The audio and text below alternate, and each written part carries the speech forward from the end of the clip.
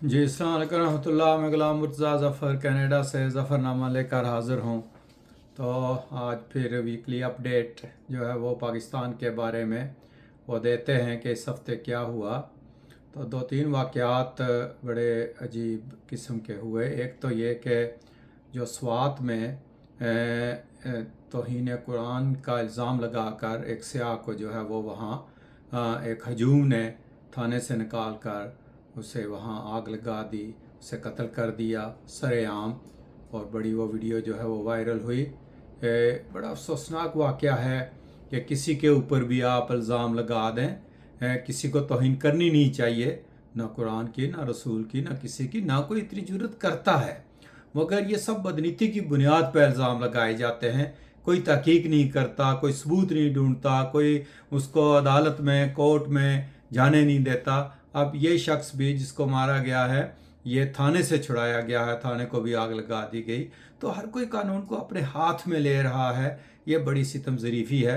इससे बहुत गलत इमेज जो है वो जा रहा है। और ये पहला वाक़या नहीं है। वो श्रीलंका के मैनेजर वाला वाक़या जो सियालकोट में हुआ था, वो देखें, हर दौर में इस तरह के वाक़यात हुए हैं। चाहे वो पीपल्स पार्टी की हुकूमत हुई हो, मुस्लिम लीग की हुई हो, तहरीक इंसाफ की हुई हो, कोई इसको रोक नहीं सका। और जिसके दौर में भी होती है, दूसरा इल्ज़ाम लगाता है कि ये क्यों हो गया है। अब पीटीआई वाले भी इल्ज़ाम लगा रहे हैं जी कि ये क्यों हो गया, मगर उनके अपने दौर में भी ऐसे ही वाक़यात पाकिस्तान में हुए हैं। बात यह है कि जब आपने एक ऐसी नस्ल तैयार कर दी है कि जो किसी का गला काटने के लिए, आग लगाने के लिए तैयार हो जाते हैं, और ऐसे कानून बना दिए हैं जिनको कहीं भी वो मरोड़ कर इस्तेमाल कर सकते हैं, तो ऐसा तो होना है। देखें कि ये आखिर ये तौहीनें पाकिस्तान में क्यों होती हैं, सऊदी अरब में क्यों नहीं होती, ईरान में क्यों नहीं होती, बांग्लादेश में क्यों नहीं होती, इंडिया में, मलेशिया में, और इवन देखें अफ़गानिस्तान में भी नहीं होती। वहाँ तो तालिबान की हुकूमत है और वहाँ बहुत सारे आज़ाद ख्याल लोग रहते हैं।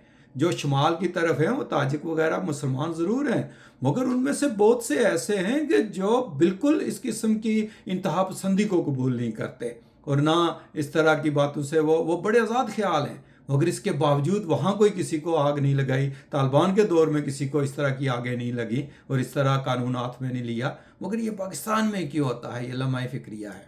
उसके बाद एक और शेख रशीद साहब जो मुजाहिद ख़त्म नबूत अपने आप को कहते थे, वो इबरत का निशान बने। एक उन्होंने इंटरव्यू दिया जो है वो फ्रिया फरदौस को, और उसमें उन्होंने अपनी जो रुदात बताई कि मकाफ़ात अमल है। देखें खुदा ताला किस तरह जो है ना वो आप लोगों से ये इंतकाम लेता है जिनकी ज़ुबानें बहुत लंबी हो जाती हैं कभी कभी। शुरू में तो वो ये कहते हैं एक बात कि हालात इतने ख़राब हो गए हैं कि मेरे पास रोज़ लोग आते हैं कि वो नमाज़ पढ़ने मस्जिद नहीं जा सकते, क्योंकि उन्हें ख़तरा है कि कहीं वहाँ बम ब्लास्ट हो जाएगा, मर जाएंगे, कोई मार देगा, गोली मार देगा, यानी कि मस्जिदें वीरान हो रही हैं। ये देखें, ये उन्होंने खुद माना है। और इसका मतलब क्या है कि एक तरफ तो आप दूसरे फ़िरक़ों की मसाजिद गिरा रहे हैं, मीनार गिरा रहे हैं, गुम्बद गिरा रहे हैं, लोगों को नमाजें नहीं पढ़ने दे रहे, ईद कुर्बानी नहीं करने दे रहे, ईद नहीं पढ़ने दे रहे हैं, और दूसरी तरफ खुदा ताला आपकी अपनी मसाजिद को वीरान करता जा रहा है क्योंकि आपकी नीयतें ख़राब हैं। फिर एक और बात भी मुजाहिद ख़त्म नबूवत शेख रशीद साहब ने कही कि उनका आज़ार बंद बड़ा छोटा था कि वो खुदकशी करने की कोशिश कर रहे थे जेल में, मगर नहीं हो सकी। वैसे मैं ऐसी बातों पर ज़्यादा तबसरा नहीं किया करता, अजीब लगता है, मगर इस पर तबसरा करना बनता है, क्योंकि देखें कि ये ज़िल्लत का एक इंतहा है कि आप जैसा बंदा भी इतना मायूस हो गया कि उसको पंखे के साथ लटकने के लिए आज़ार बंद जो है ना वो छोटा पड़ गया। वैसे शेख साहब आपका जितना वज़न है, आपको तो 10,000 बंद जोड़ के जो है वो खुदकशी करने की कोशिश करनी पड़ती। मगर ये भी देखें कि जब इमरान खान वाले धरने में आप भाग कर उस वैगन पर सवार हुए थे, तो आपका वो आज़ार बंद तो इतना बड़ा था कि वो सारी दुनिया ने देखा था। वो बड़ा मशहूर हुआ था, आपका सिगार भी और आपका आज़ार बंद भी। तो इतना छोटा भी नहीं था कि अगर आप वाकई नेक नीति से खुदकशी करने की कोशिश करते तो ना कर सकते। मगर ये एक ज़िल्लत का मकाम है कि जिस पे आप लोग पहुंच गए हैं क्योंकि आपकी नीयतें ख़राब हैं। एक और भी इसी तरह के मुजाहिद ख़त्म नबूवत थे परवेज़ इलाही साहब, जिन्होंने एक मस्जिद बनाई थी और कहते थे वहाँ मैंने बोर्ड लगवाया है कि यहाँ कोई कादियानी दाखिल नहीं हो सकता। तो फिर देखें उनका अंजाम क्या हुआ। उनको तो टांगे पसार कर लेटने के लिए मिनटें करते रहे कि मुझे एक लंबी चारपाई दे दो, वो भी अगलू ने नहीं दी। और किस तरह जलील ख्वार होकर मिनटें तरले करके आखिर एक डील करके बाहर आए हैं। तो ये अंजाम होते हैं। اب دیکھیں شیخ رشید صاحب خود کیا فرما رہے ہیں.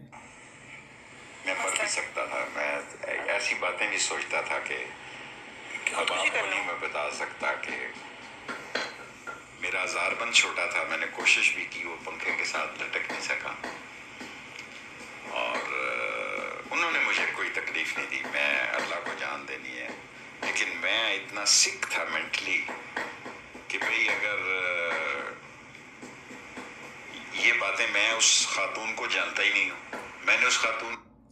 اب یہ دیکھیں کہ یہ شیخ رشید صاحب کا اپنا بیان ہے کہ ہزار بند والا، کہ یہ بڑی خدا تعالیٰ عبرت کا نشان بناتا ہے بعض اوقات لوگوں کو کہ جن کی اتنی لمبی زبانیں ہوتی ہیں. پھر اس کے بعد جو قربانیاں روکی گئی ہیں احمدی لوگوں کی، ان کے جانوروں کو اٹھا کر لے گئے ہیں اور ان کو قربانی نہیں کرنے دی، اور ان سے بیان الفیاں جو ہے نا وہ بیان بروائی گئی ہیں. اب میں ایک اور جو جے یو آئی کے ایک رہنما ہیں حمداللہ صاحب، جو احمد میر صاحب کے ساتھ انہوں نے انٹرویو کیا ہے عید کے بعد، اس کا ایک کلپ آپ کو سناتا ہوں. بہت سے لوگ جو ہیں انہوں نے قربانی کی، اور بہت سے لوگ جو ہیں انہوں نے قربانی نہیں کی.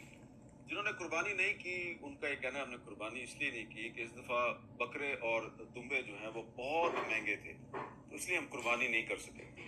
لیکن اس عید پہ جو آپ کے گھروں میں جو گفتگو ہو رہی ہے اس میں یقیناً ایک سوال جو ہے یہ بھی زیر بحث ہے، یہ قربانی کی اس عید کے بعد کس کی قربانی ہوگی؟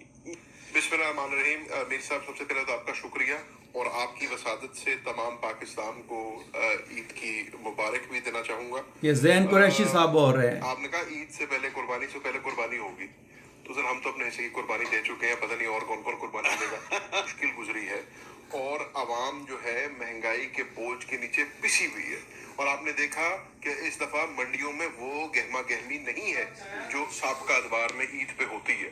تو ایک چیلنجز ہیں، آج عوام ریلیف کی منتظر ہے اور عوام کو ریلیف چاہیے، اور آج جو عید ہو رہی ہے اس عید پہ جو ماحول ہے وہ آپ کے سامنے ہے. جی بلال صاحب ترا مبارک ہو. ٹھیک ہے، جہاں تک آپ کی سوال کا تعلق ہے، یہ حامد اللہ صاحب ہیں جے یو آئی کے رہنما. قربانی ہوگی میرے خیال میں ذرا اس سے پہلے ایک بات کروں. قربانی تو یقیناً ایک اہم فریضہ ہے جس کا کرنا ہر مسلمان کے لیے ضروری ہے جس میں استطاعت اور صلاحیت قربانی کی ہو. لیکن آج نوبت یہاں تک پہنچی ہے کہ لوگ حیران اور پریشان ہے کہ میں قربانی کیسے کروں اور کہاں سے کروں، کس طرح کروں. ہمیں آپ کو بھی پتہ ہے، پبلک میں آپ جاتے ہیں، دوستوں کو پتہ ہے. جہاں تک بلال صاحب نے بجٹ کی بات کی کہ بجٹ پہ، تو یہ رہنما جو ہیں ان کے علماء وہ خود کہہ رہے ہیں کہ مہنگائی کا اتنا زور ہو گیا ہے کہ لوگ قربانی کر نہیں سکے. دوسری طرف جو احمدی احباب قربانی کرنا چاہتے تھے آپ نے ان کی قربانیاں روک دیں.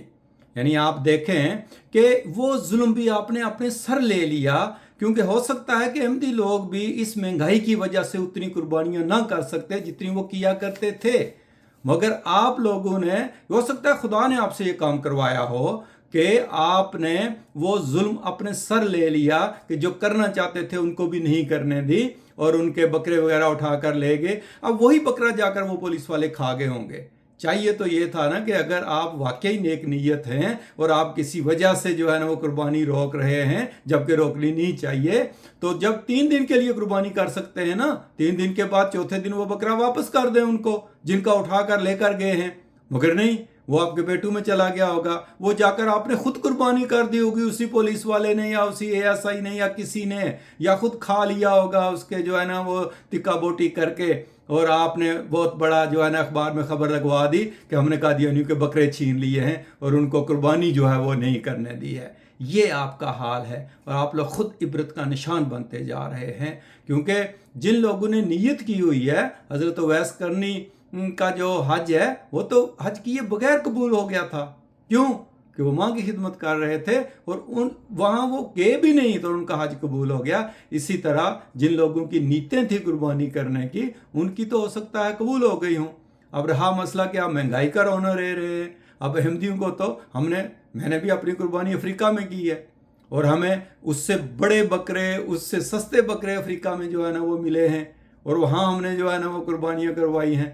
اور وہاں ہم نے اپنے پیسے بھیج دیے ہیں. جن لوگوں نے کھا کر دعائیں بھی دی ہوں گی. آپ لوگ تو کھاتے بھی ہو اور مڑ کے جو ہے نا وہ چھید بھی کرتے ہو اسی تھالی میں, اور یہی کچھ ہوتا رہا ہے. اور اس وجہ سے آپ جو ہے نا وہ حسد کی اس آگ میں آپ مسجدیں گرا رہے ہو اور قربانیاں جو ہے نا وہ روک رہے ہو, مگر یہ آپ اسی آگ میں جلتے جاؤ گے اور مگر آپ کے ہاتھ کچھ نہیں آئے گا. خدا تعالیٰ نے جن کی قربانیاں قبول کرنی ہیں بغیر قربانی کیے بھی ان کی قربانیاں قبول ہو جائیں گی. تو یہ ایک ہفتہ وار اپڈیٹ تھی پاکستان کی جو ہم نے دینی تھی. اگر ظفرنامہ کے پروگرام آپ کو پسند آتے ہیں تو اس کو سبسکرائب کرتے رہیں.